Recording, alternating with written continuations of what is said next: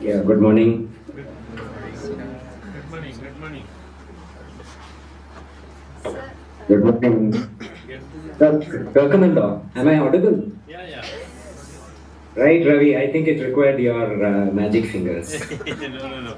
So we have.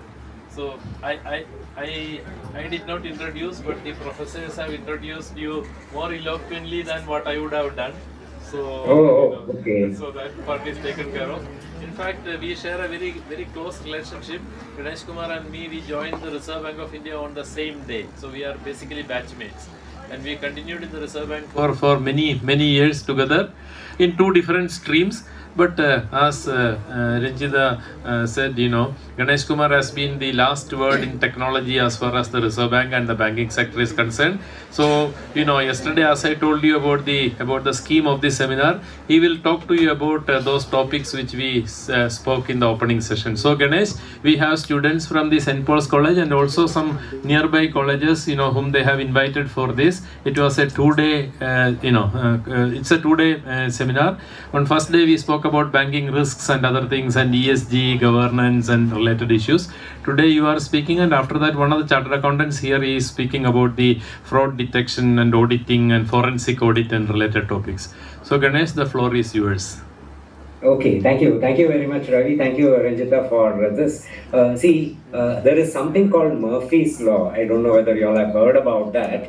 It says if things have to go wrong, it will go wrong. And that is exactly what happened. I was supposed to join at 9 o'clock. There was some other engagement, so I requested Professor Ranjita to actually change it to 9:30. She kindly agreed. I don't know how many of you have been waiting for this period of time. Sorry about that. But then again, technology will fail. In fact, like Ravi was saying, at the right time, there will be a problem. And at the wrong time, everything will work. So it's like how many of you... In fact, I recall the days when I used to study not very far off from your college. I used to be in Cochin University those days. And it never had this type of development around the place. The national highway was very free. We used to travel on the bike and there was absolutely no traffic, no signal, nothing, and one could do. But then, when a policeman comes there, that's the time when the bike or the scooter will fail, it will stall, you stop, the police will catch, and then that becomes a problem. And as you know, most of us in college, we would actually drive without a license, or we will drive without a helmet, or we'll drive on the wrong side of the road, get caught only when it should not be done. So that's what happens with technology as well. Anyway, that much about it. So let me do one thing. For the next few minutes, roughly around 40-45 minutes, Ranjita will... how long should I go, Ranjita? It's now around 9:50. How long do you want me to? It's fine, sir. If you can take up to your decision, approximately 1 hour we are planning. Okay, great. So what I will do is, I will go up to around 10:20, 10:25 and then leave the floor open for a few questions if you want. But before I start that, in fact, I was thinking whether I should have a PowerPoint presentation or what should I do. And anyway, I'll go back to English itself. My point is, I thought it is better that, especially when, first of all, I'm going to be on a video conference mode, and I don't have a photogenic face, and I don't know how many times the communication link will fail. So I thought better not to have a PowerPoint presentation. But what I thought I will do is, I will do it in the form of a narrative, and the narrative will be in the form of storytelling. Those of you who have actually studied cases, case history based, it will be something like events, something like stories which I will tell you. All these are real cases, except that I may not give the exact name of the institution concerned for confidentiality reasons. But before I start off on that, I don't know how many of you smoke here, but like you have the statutory warning on a cigarette pack, I have a couple of statutory warnings. The first statutory warning is that by now you would have realized that I tend to talk a little fast, and talking fast is intentional because I think at the end of it, the faster I talk, the CPUs in the room, the other computers in the room will be in synchronous mode with me. The slower I talk, the faster it will be actually going away, and you will think about many other things. The movie you thought you will go today, GO80, that's the latest movie, is it, which has been released? I don't know whether that has been released or not. So, or what is happening in the Mollywood area, etc. You will think about that. So, I go fast, you go fast. I go slow, you also tend to go away. So that's one thing. Second thing is, normally, if I happen to know some of you, I would have made it a question answer session so that I can call the names and then ask them to talk. I am actually disadvantaged by that, so I'm not going to call names. But then I would actually request that this be a interactive session, if not now, at least at around 10:30, 10:40, where we can ask questions, because my view is that unless you ask questions, you don't become wiser, and unless I am challenged, I will think that I know everything, which is something which I don't know. So those were the two statutory warnings. With that, I will start off. Actually, after a lot of discussion with Ranjita and Ravi, we came to a topic, and I'm supposed to talk about AI in banking, AI in financial inclusion, in fraud management, and in customer relationship management. It's all nice, but I thought I will talk about by saying, where are we first of all using AI? And those of you who are students, I know your professors are all in the room. How many of you use ChatGPT to get your assignments done? How many hands will go up? Obviously nobody, but if I were to actually if I do an audit of the computers or your mobile phones, I will find how many times you may not have used ChatGPT, but you might have used some other artificial intelligence tool to actually help you in some of your assignments. May not be that you have got the entire report done or your entire project output done, but all of us do it. If we don't do AI, then we'll have to use our own II, which is my own intelligence. And my own intelligence, in my view, and when I say my intelligence, it includes the intelligence of everybody sitting here, is much better than the AI which is actually made available today. So, before talking about esoteric things, let me talk about what is it that we want. Now, if I were to ask one question here, how many of us don't have a bank account? Can you just raise your hands? Anybody in the room who does not have a bank account? Nobody. Okay, how many of you here don't have mobile banking or net banking?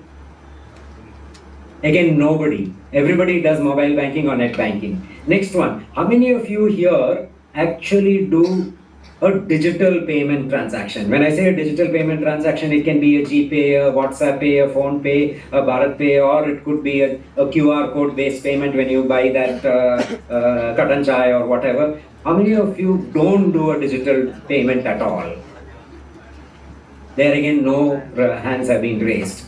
Now I will ask a question, and I want this thing. How many of you are comfortable, you feel that the transaction you did digitally is safe and you are all comfortable on that? Nobody is raising the hands. That means all of you are uncomfortable with the payment transaction that you did digitally. You watch my questions. One of the other statutory warning is I will intentionally lead you to the wrong answer. So be a little careful on that. So how many of you are comfortable doing a digital payment transaction? Just raise your hands. Right? 7, 8, 9, 10, 11, 12, around. Okay, around 50, 60% now of the people here are comfortable by using that digital transactions. I'm going to assume the rest 40% are not very comfortable, not because of the fact that they don't want to do the digital transaction, but because they are worried or they are afraid that a fraud can take place. Somebody can enter into their either the card or the wallet or the bank account and take away the money. Right? That's the fear that we have, and that's a genuine fear.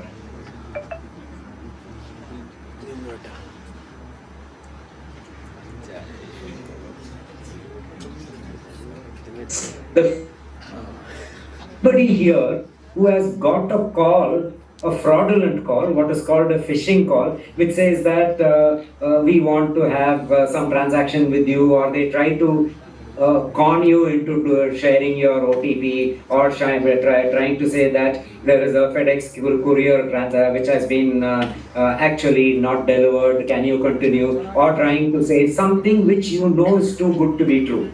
Anybody who's actually been called on the mobile that way and you have fallen a prey to that? No. Then this is a very good group. You are all very diligent people. You are all very intelligent. So I don't know whether artificial intelligence is required for a level of people who are this. But then believe me, in India today, as we talk now, every minute there is at least 180 attempts to actually fool people and take the money out of their account. Like technology has actually grown so fast, the fraudsters have also grown very fast.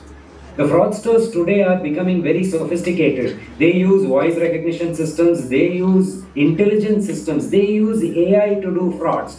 The biggest frauds in India are actually taking place from a city, not even a city, it's from a rural area, a village in the outskirts of a place called Jamtaria. I don't know how many of you have heard about this. This is in rural Bihar, parts of Bihar, Jharkhand border. It's a place called Jamtaria, where even the signal quality is very bad. So to get the signal, many of the boys and girls there have to climb on top of the tree. They don't have flats or high-rise buildings. So they climb on top of the tree, and then from the top of the tree they do a call center type of operation which is actually intended to do a fraud. So you see the level at which fraudsters are working. Then they have complete IT systems at their disposal. They have voice recording systems, they have voice display systems which actually fake the whole thing as if it is a genuine bank which is calling, or as if it is a genuine call center which is calling. So how do we try to prevent these frauds? Because if 180 attempts are happening every point in time in India, and that's a very small number, even if 1 out of 180 falls a prey, that much of money is at risk, that much of money can be lost. And that actually creates a huge amount of risk in the entire digital space, in the entire digital payment system, in the entire digital banking system, in the entire BFSI, in the entire country as a whole. And that is something we can ill afford. So what do we try to do that? One of the ways of trying to do that is to say only access known numbers, only access known people who call you on the phone. So I made this example to another group earlier, and a young boy came and said, "Great sir, that is fine, but only yesterday I fought with my girlfriend. She decided, and in fact she left from my place by saying, I will not talk to you again." And that's what she said. But then 2 hours later I got a call from an unknown number, because she knew that if she calls from her number, I may not take. So she called from another number. I took the phone and she was back saying that, sorry, I want to talk to you back and all that. So I cannot ignore all the unknown numbers. So if you tell me that only take a call from the known numbers, then can it really work? The answer is yes, there is a problem. He's got a genuine issue there. How do I take care of that? Next one I try to do is, okay, let me try to work on a small app.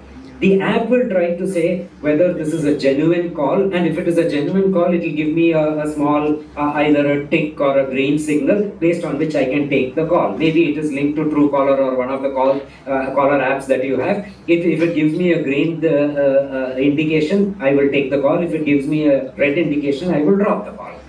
But then, once this is done, the fraudster knows that Truecaller is doing it. He developed a small code and put it along and added it to Truecaller, where every fraud call was also coming with a tick. And when it comes with a tick, the person who takes the call thinks it's a genuine call from Truecaller. Earlier on, at least he had his antenna in his brain were active. Now he knows it is Truecaller. So again, he fell a prey and the money was lost.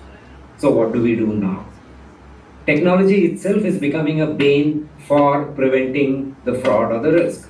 So somebody came out, and this is, I'm talking of around 3.5, 4 years ago, just after COVID was over. They said, why don't we try to use AI for identifying calls? And what is AI? I don't need to tell you, all of you are experts in artificial intelligence, but artificial intelligence is nothing but human intelligence codified in a computer system using certain rules. And the rules were trying to say that based on the content of the call, can you try to say whether the call is genuine or not?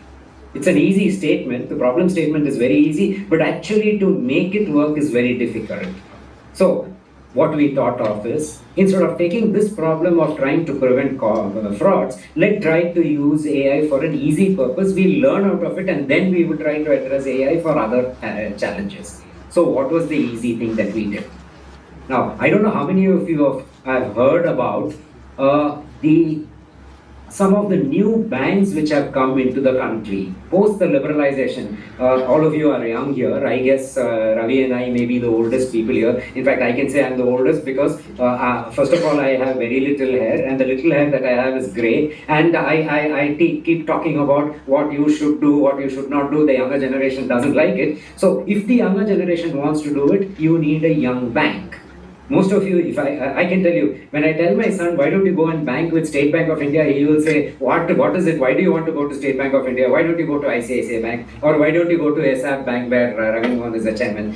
So that way, if they say, can I go to a new bank? So there was this new bank, and I can give you the name of that bank if you want, because I am associated with that bank. This was a bank which was called IDFC First Bank Limited. It's got some branches in and around the place where you are staying as well.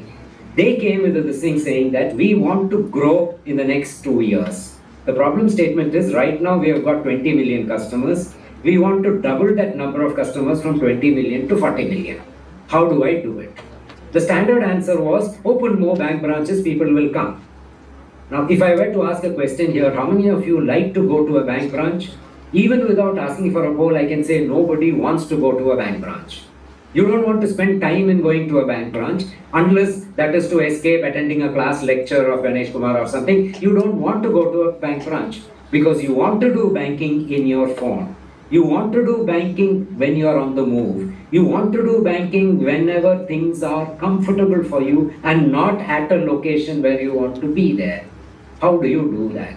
To do that, somebody should actually send a message to potential customers saying, look, here is a bank which is virtual. Here is a bank which is available on your phone. Here is a bank which is safe. How do I do that? To do that, first, you need to know who are your potential customers. To understand who are your potential customers, you should find out there is no point in sending messages to people who are, let's say, below the poverty line. He may have a phone, but he earns, let's say, 100 rupees a day. 100 rupees a day he's going to spend for his food, for his clothing and shelter. He doesn't have money to save in a bank. So who will you actually target? You will target a person who has got, let's say, a savings potential of 20,000, 30,000 a month, 3,000 a month, whatever it is. So they will find out, okay, students of St. Paul's colleges are all very affluent. Their parents give them 100 rupees every day as pocket money. They spend only 10 rupees out of that. 90 rupees is saving. So I would like students of St. Paul's College to actually open bank accounts. How did I find this out? I found this out based on some data. So this data I got. I put some rules on the data. What was the rule? How much is pocket money given by the mom? How much of it is being spent? Those are the two rules. The balance is the amount available. Out of that, how much will I be able to save? So that is how the rule engine is built. A combination of such rule engines becomes an equivalent of an AI code. Very simple, there's nothing else. So a computer system generates a particular code and starts working on that. Now, what is this to do with the bank accounts that have to be opened? The 20 million bank accounts. The first thing is, there is something called blind marketing. You would have all heard about calls coming which say that, okay, there's a new item which is there, or do you